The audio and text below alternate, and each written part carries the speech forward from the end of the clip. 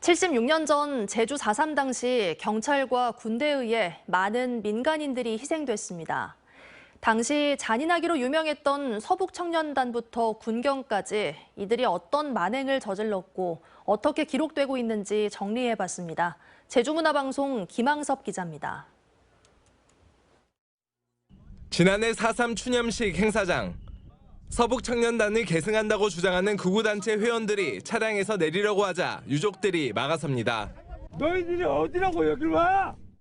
결국 이들은 유족들의 반발로 1시간 만에 철수했습니다. 서북청년단, 일명 서청이라 불리던 단체는 제주 4.3 당시 제주도민들에게 공포의 대상이었습니다. 이들은 과연 어떤 존재였을까요? 4.3 당시 서청 출신 경찰들은 무고한 민간인들을 잔혹하게 학살했습니다. 서청 출신 경찰이 근무했던 조천지서에서는 인근 주민 가운데 가족이 한 명이라도 없는 이들을 도피자 가족으로 간주해 126명을 집단 총살했습니다. 또 산에 올라간 아들들 산이고 다른 데 올라가는 사람들 아들들 어머니들을 폭도 가죽에 심어단 먼 세워서 순경들이 왔어요. 음신 그 사람들이 한 총살로 쏴버리고. 서북청년단은 4.3 당시 지금의 경찰청장 격인 조병옥의 요청에 의해 진압요원으로 제주에 급파된 것으로 기록돼 있습니다. 당시 정부는 지원자를 늘리기 위해 단원 20명을 모아오면 그 가운데 일부를 경찰로 특채하기도 했습니다.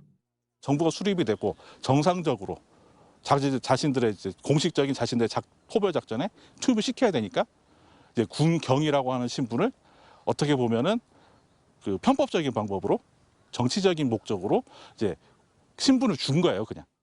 4.3 당시 민간인 학살에 앞장섰던 경찰, 그리고 제주에 파견된 군대 역시 민간인 학살에 주요한 역할을 했는데요.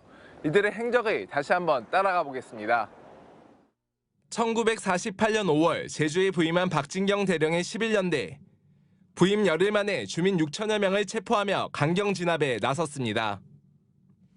이후 1948년 11월 송유찬 육군 계엄사령관이 초토화 작전을 펼치면서 참혹한 피해가 이어졌습니다. 1949년 1월에는 한병선 제2연대장의 토벌작전의 일환으로 4.3의 가장 큰 비극 가운데 하나인 북천마을 주민 350여 명이 총살당하기도 했습니다. 군의 진압작전의 어떤 상당수가 작전이라는 어떤 이런 의도하에 많은 민간인들이 희생되었다는 거죠. 거기 민간인들이 토벌의 대상이 되고 그리고 그 집들, 어떻게 보면 생존 거주지인 집들이 불타고 마을이 불타고 4.3 민간인 학살의 주범이었던 군경은 2006년 법제처의 해석에 따르면 희생자의 범위에 포함됩니다. 제주로 파견돼 민간인 학살에 앞장섰던 우익단체원과 군인, 경찰이 국가유공자로 인정돼 보훈의 대상이 된 겁니다.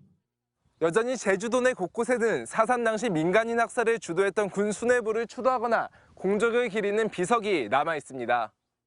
어승생 하늘누리공원 인근에 박진경 대령을 추모하는 비석이 설치돼 있고 제주특전사 훈련장 입구에는 한병선 제2연대장의 공적 기념비까지 세워져 있습니다. 이들은 제주를 떠난 후에도 대한민국 정부와 군에서 요직을 맡은 뒤 국립묘지에 묻혔습니다. 4.3 당시 잔혹한 학살을 주도했던 가해자가 희생자로 국가유공자로 인정되는 현실에 유족들의 고통은 여전히 현재 진행형으로 남아 있습니다. MBC 뉴스 김항섭입니다.